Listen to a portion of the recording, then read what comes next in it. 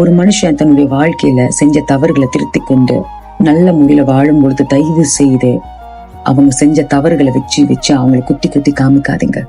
அதாவதுங்க, இன்னைக்கு எத்தனையோ பேருங்க வாழ்க்கையில தவறு செய்யறவங்க தெரிஞ்சும் திருந்தாம இருக்கிறாங்கங்க.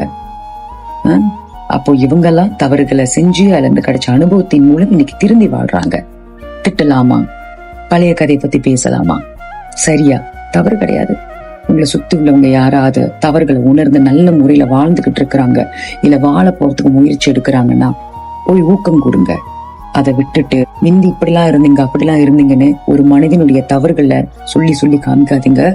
அது அவங்களுக்குள்ளே ஒரு காயத்தை ஏற்படுத்தி பேசாம தவறே செஞ்சுட்டு இருக்கலாயான்னு சொல்லிட்டு பழைய மாதிரி செய்ய ஆரம்பிச்சிருவாங்க. இன்னைக்கு உலகத்துல யாருமே தவறு செய்யாம கிடையாது. மனுஷனா பிறந்தாலும் ஏதாவது ஒரு வகையில தவறுகள் இருக்கும். அதை திருத்தி எப்படி வாழ்றாங்க, எப்படி வாழ போறாங்கன்றதான் முக்கியமே தவிர மிந்தி எப்படி வாழ்ந்தாங்கன்றது முக்கியமே கிடையாது. அது இறந்த காலம். நிகழ்காலமும் எதிர்காலமும் தான் முக்கியம்.